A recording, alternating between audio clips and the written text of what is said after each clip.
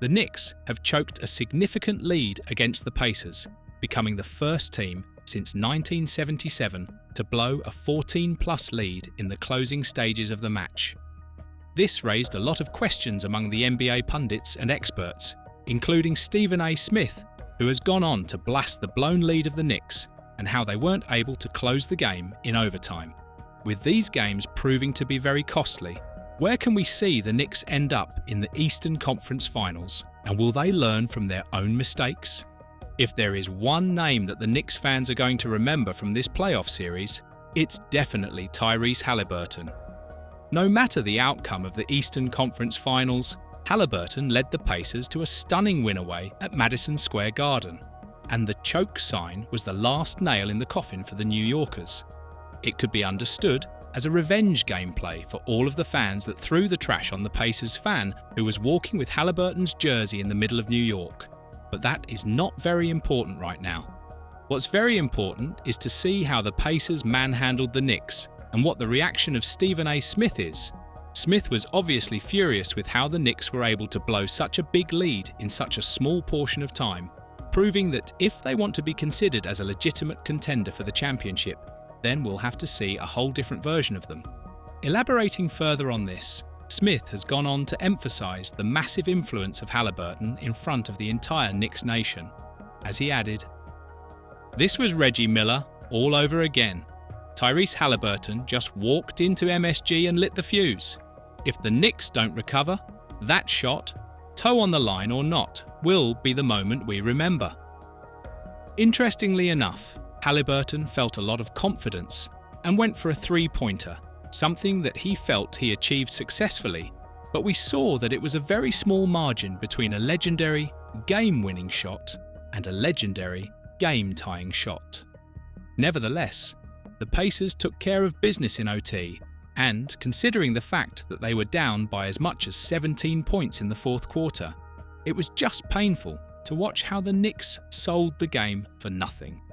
The confidence that Haliburton had to put the choke signal in the MSG while knowing that there is still business to be done in the next 5 minutes just goes to show what type of player he is. When talking about this and stating what it means for the game, Haliburton said, "I thought my shot was a 3. I tried to hit the celly and it didn't work, but we finished it in overtime. Everybody has been wanting me to do the choke sign. I was going to hold it for the right time.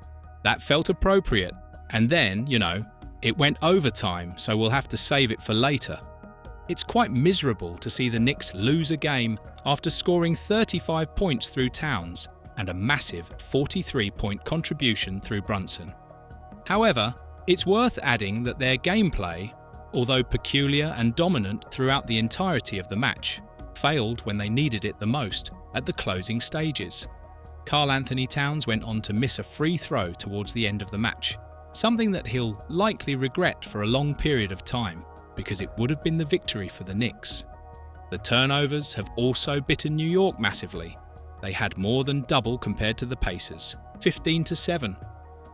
Obviously, Game 1 is now behind them, but what is next for the Knicks now that they have lost the first game of the series in their home, and can they bounce back when we need it the most? Stephen A. Smith stated the biggest challenge that the Knicks are going to have if they are going to take on Indiana in a 7-game series, and when talking about this, Smith said, "Can you stop the Pacers from scoring? They are a very well-rounded offensive team, number 1 in field goal percentage and number 1 in three-point field goal percentage. I mean, these brothers can put the ball in the hole and they don't have a superstar." Well, here's the problem with that. When you don't have a superstar, there's a multitude of options that you have in terms of generating some offensive prowess. It's Andrew Nembhard, it's Aaron Nesmith, it's Tyrese Haliburton, and it's Miles Turner. I mean, you turn around and everybody's doing something for you. This is what the Indiana Pacers are capable of. Interestingly enough, Smith bet on a Game 7 happening at Madison Square Garden, and he believes that the Knicks are the team that's going to win this game and get back to the finals for the first time since 1999. However, it's much easier said than done when you have the home support of the Knicks fans. and we didn't really need a lot to see what they are capable of now that their team has successfully beaten the Celtics in 6 games. On the other hand, there are tons of improvements that are yet to be made in the gameplay of the Knicks, apart from the turnovers. They need to limit the effectiveness of the role players that the Pacers have, starting with Aaron Nesmith. The young hotshot has gone on to score 6 3-pointers in the final 5 minutes of the regulation. He tied the NBA's playoff record for most 3-pointers in a quarter, as he went on to finish the game with 30 points. There were plenty of small plays that we saw that made the Pacers look like a very strong and dominant force in the closing stages of the match. Just look at what Haliburton did with 0.2 seconds to play. He handed him the ball, knowing full well that he couldn't do anything about it and couldn't put a good shot from that far away in such a small period of time. It's precisely these small finesses will determine the winner of the East, and whether they have what it takes to go against arguably the favoured team of the OKC Thunder or the Timberwolves. And obviously, the defensive efforts of the Pacers have been outstanding. Rick Carlisle has proven once more why he is one of the best defensive coaches in the NBA. They needed to do one thing very properly, make sure to limit the effectiveness of Brunson, and they did precisely that. At a certain point, the high-profile point guard was forced to pull moves that I believe only Shai Gilgeous-Alexander can get away with, slapping himself with the hand of the other player, as it seems like this will happen much more often as we progress through the playoff scheme of the Eastern Conference Finals. But again, Smith doesn't believe that the Pacers have what it takes in order to beat the Knicks in a 7-game format. Not because of their roster, but because of the place where it's going to be played.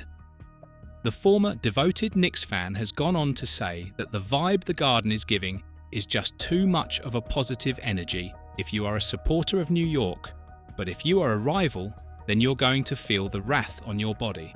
Furthermore, Smith said, "There is a different flavour at MSG, a different vibe that forces the opposition at times to shrink, and I believe that is what's going to happen in this series." With all this in mind, what do you think about Stephen A. Smith's latest bombshell on the Knicks?